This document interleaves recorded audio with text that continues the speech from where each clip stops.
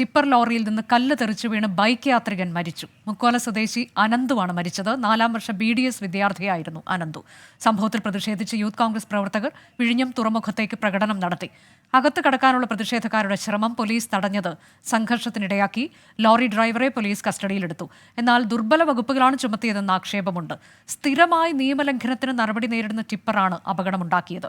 അമിത ഭാരം കയറ്റിയതിനടക്കം പിഴ അടയ്ക്കേണ്ടി വന്നിട്ടുണ്ട്. MG പ്രതീഷും ഷഫീദ് റാവുത്തറും വിവരങ്ങളുമായി. ആദ്യം ഞാൻ പോകുന്നത് പ്രതീഷിലേക്കാണ്.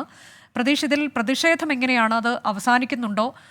ഈ ഒരു യുവാവിൻ്റെ മരണമുണ്ടായെന്നതിനപ്പുറത്തേക്ക് ഇതിൽ FIR വളരെ ദുർബലമായ വകുപ്പുകൾ ചുമത്തി എടുത്തിട്ടുണ്ട് എന്നൊക്കെ പ്രതിഷേധക്കാർ പറയുന്നുണ്ടല്ലോ. അത് പോലീസ് മുഖവിലേക്ക് എടുക്കുന്നുണ്ടോ?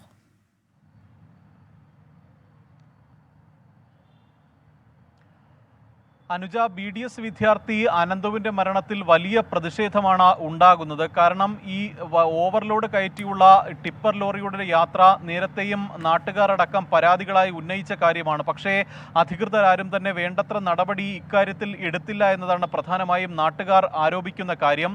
ഒരു മരണത്തിലേക്ക് കൂടി അത് എത്തി. അതാണ് വലിയ തരത്തിലുള്ളൊരു പ്രതിഷേധത്തിലേക്ക് കൂടി കാര്യങ്ങൾ എത്തിയത്. അല്പസമയം മുമ്പാണ് വിഴിഞ്ഞം തുറമുഖത്തിൻ്റെ പ്രധാന കവാടത്തിലേക്ക് യൂത്ത് കോൺഗ്രസ് പ്രവർത്തകർ പ്രതിഷേധവുമായി എത്തിയത്. ഈ പ്രതിഷേധവുമായി എത്തിയ യൂത്ത് കോൺഗ്രസ് പ്രവർത്തകർ പ്രധാന കവാടം കടന്ന് അകത്തേക്ക് കയറിയതാണ് സംഘർഷത്തിൽ കലാശിച്ചത്. ആദ്യഘട്ടത്തിൽ പോലീസുകാരൊന്നും തന്നെ അവിടെ ഉണ്ടായിരുന്നില്ല. ചുരുക്കം ചില സിവിൽ പോലീസ് ഓഫീസർ മാത്രമാണ് ഉണ്ടായിരുന്നത്. പ്രവർത്തകർ അകത്ത് കയറിയതോടെയാണ് ഉന്നത പോലീസ് ഉദ്യോഗസ്ഥർ അടക്കം എത്തുകയും പ്രവർത്തകരെ പിന്നീട് പ്രധാന കവാടത്തിന് പുറത്തേക്ക് മാറ്റുകയും ചെയ്തത്. അവിടെ ഏറെ നേരം പ്രവർത്തകർ കുത്തിയിരുന്ന മുദ്രാവാക്യം വിളിച്ചിരുന്നു. പിന്നീട് ഏറെ പണിപ്പെട്ടാണ് ഈ പ്രവർത്തകരെ അവിടെ നിന്ന് പോലീസ് നീക്കം ചെയ്തത്. ഈ സമയങ്ങളിൽ പോലീസും പ്രവർത്തകരും തമ്മിൽ ഉന്തും തള്ളിയും ഉണ്ടായി. കയ്യാങ്കളിയിലേക്ക് പോലും പോകുന്ന ഒരു സാഹചര്യം ഉണ്ടായിരുന്നു. പക്ഷേ നിലവിൽ സ്ഥിതി ശാന്തമാണ്. പ്രവർത്തകരെ എല്ലാം തന്നെ അവിടെ നിന്ന് പോലീസ് അറസ്റ്റ് ചെയ്ത് നീക്കിയിട്ടുണ്ട്. ഈ പ്രധാനമായും ഈ നാട്ടുകാരും ഒപ്പം ഈ യൂത്ത് കോൺഗ്രസ് പ്രവർത്തകരും അടക്കം പറയുന്ന കാര്യം, ഈ പലതവണ ഇത്തരത്തിൽ നിയമലംഘനങ്ങൾ അവിടെ നടക്കുന്നുണ്ട്, അപ്പോഴും നടപടി എടുക്കുന്നില്ല. ഇന്ന് ഇത്തരത്തിലൊരു അപകടമുണ്ടായി അതൊരു മരണത്തിലേക്ക് കൂടി എത്തുമ്പോഴും ദുർബലമായ വകുപ്പുകളാണ് ഈ നിലവിൽ ചുമത്തിയിരിക്കുന്നത്. ഈ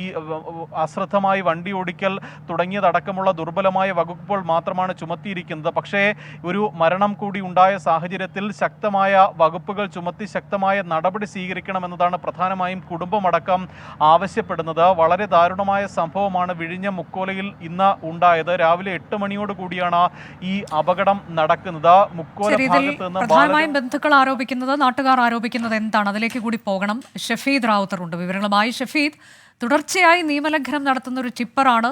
ഈ കഴിഞ്ഞ നാളുകളിൽ പോലും പലതവണ, ഒന്നിലേറെ തവണ, 5 തവണയോ മറ്റോ പിഴ ചുമത്തിയിട്ടുണ്ട് എന്നൊക്കെയുള്ളതാണ്. അവിടെ നിന്നാണ് ഇന്നിപ്പോൾ ഈ തരത്തിലേക്കൊരു സംഭവം ഉണ്ടാകുന്നതും ഒരു യുവാവിൻ്റെ ജീവൻ നഷ്ടപ്പെടുന്നതും. അത് വളരെ ഗുരുതരമായൊരു കാര്യമാണ്. ഇതിൽ എന്താണ് പോലീസ് പറയുന്നത്? എന്തുകൊണ്ടാണ് ബന്ധുക്കൾ ഉന്നയിക്കുന്ന ആരോപണത്തെ അവർ മുഖവിലേക്കെടുക്കാത്തത്? അതിന് 2 കാര്യങ്ങൾ ഇതുമായി ബന്ധപ്പെട്ട് ചൂണ്ടിക്കാണിക്കാനുണ്ട്. ഒന്നാമത്തെ കാര്യം എന്ന് പറയുന്നത്, പോലീസ് ഇപ്പോൾ എടുത്തിരിക്കുന്നത്, അതായത് ഈ അപകടമുണ്ടായി അനന്തുവിന്റെ ജീവൻ നഷ്ടമാകുന്നതിന് മുൻപ് അനന്തു ചികിത്സയിലിരിക്കുന്ന സമയം പോലീസ് എടുത്ത FIR ചുമത്തിയിരിക്കുന്ന വകുപ്പുകൾ ദുർബലമാണ് എന്നുള്ള കാര്യത്തിൽ ഒരു തർക്കവുമില്ല.